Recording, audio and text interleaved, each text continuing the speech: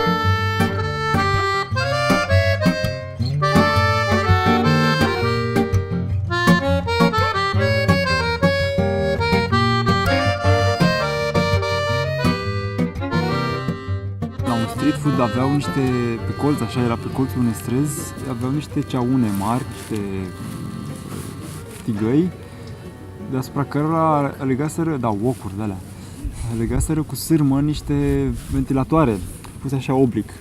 Și când ieșea fumul ăla, ventilatorul îl lua și l-arunca fix în mijlocul străzii, în mijlocul intersecției. Și era cam cel mai vizibil street food de acolo. Erau și altele, dar nu prea le vedeam noi.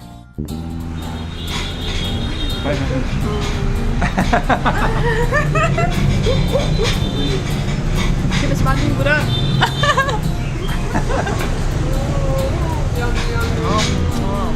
Ce bună, bună!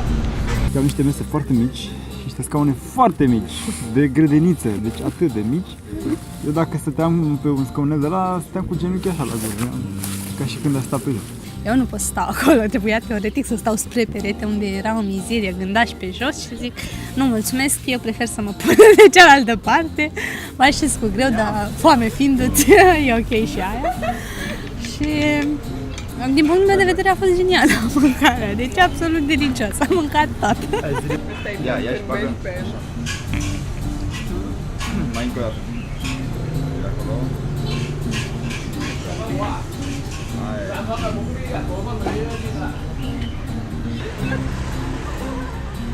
Bine mă, fac mai bine.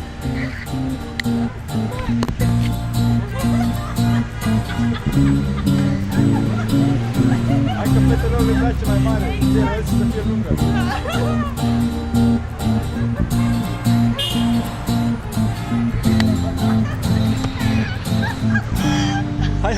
A fost super interesant că la un moment dat ne-am dus noi în ultimele zile să facem un trip cu motocicletele și zicem, ne băgăm pe GPS la un moment dat, zicem hai după GPS să ajungem la plajă. Pornim, ne punem în cap, ajungem la plajă și la un moment dat se face de pe strada principală, care era totuși asfaltată, se face așa o potecuță dintre asta, intrăm pe străduța aia, GPS-ul arăta pe acolo, ajungem noi la plajă.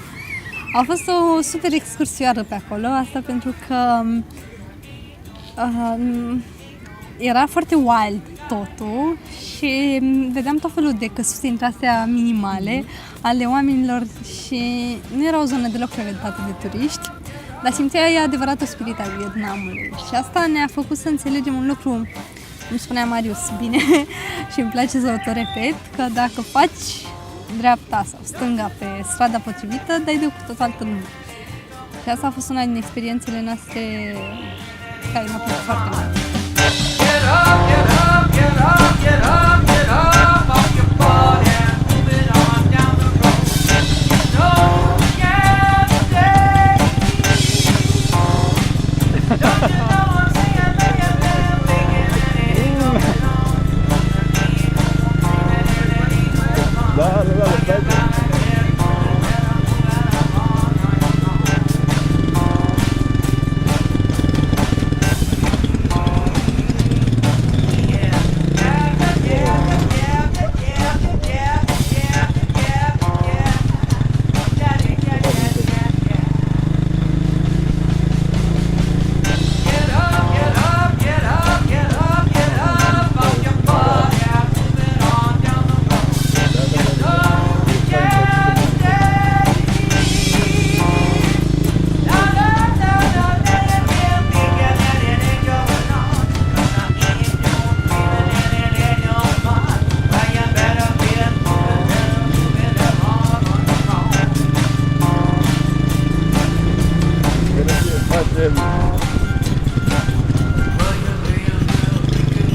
par mai puțină gălăgie.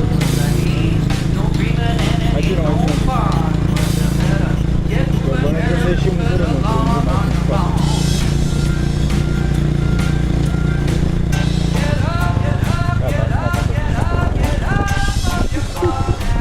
Bine, Mana!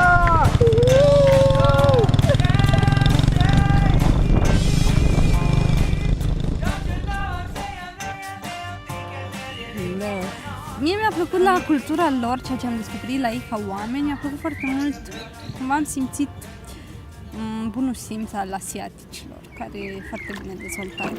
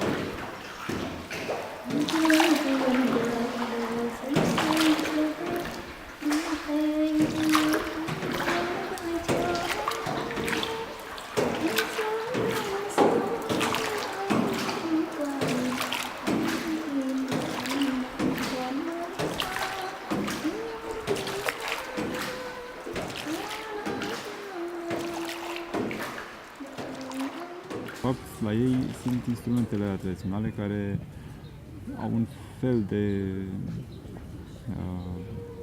de interpretare specific, o manifestare artistică deosebită.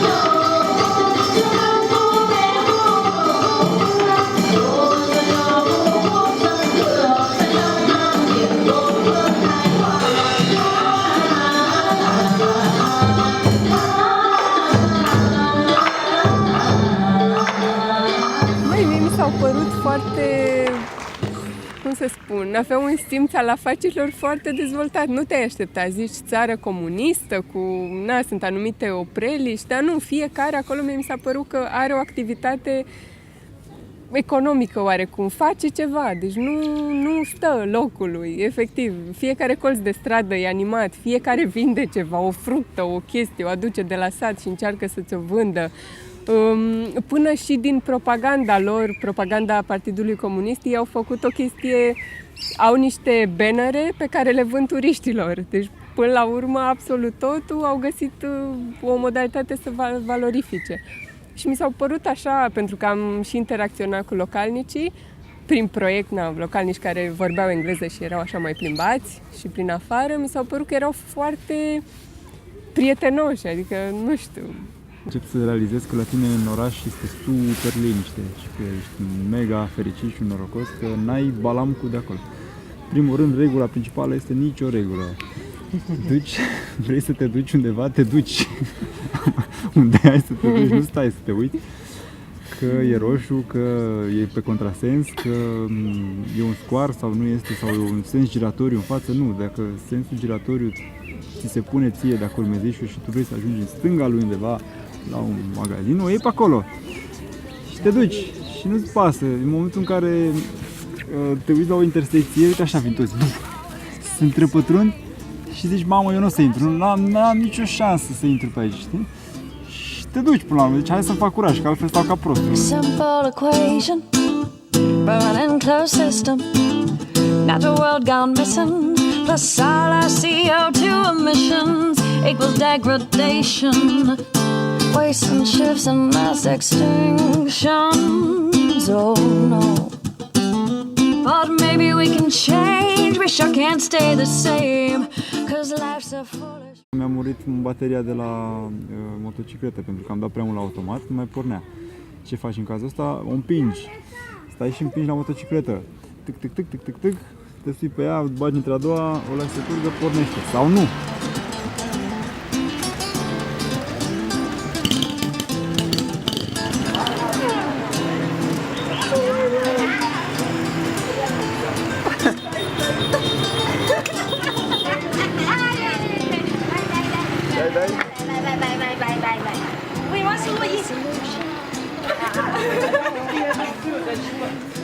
You see, he's doing the same like me. He's the same like me. But you laugh. This is how you do it.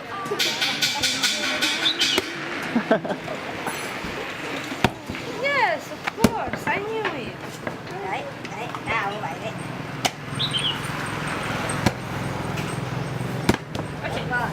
E o problemă pronunțială a ei. Nimbin?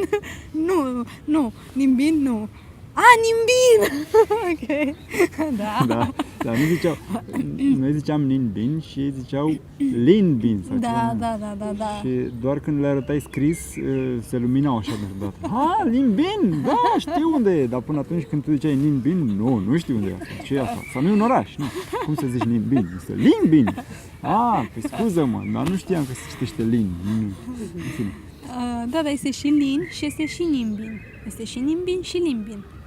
În fine, eu în continuare n-au avut nicio diferență, dar au niște foarte multe diacritice din astea, cum avem noi. Le-au și pe astea le-au și, plus. dar mai au plus niște apostrofe, niște virgule sub O, sub alea și fiecare chestie se citește total diferit pentru ei, pentru noi nu. Noi nu înțelegem diferențele alea. Sunt niște pronunții.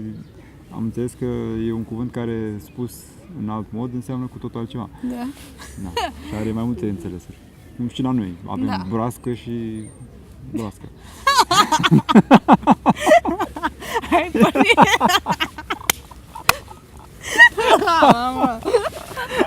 Da, mișto.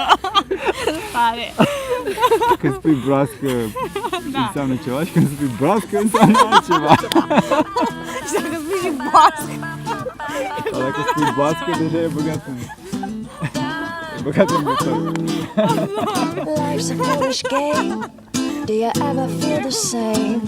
Well, maybe we could change and turn the ship another way. Take less than we've been given if we move in that direction. Yeah. We'll find our place in this living chain. We're quite the same. Yeah, life's a foolish, foolish game. Life's a foolish game. Hey, life's a foolish game. Life's a foolish game.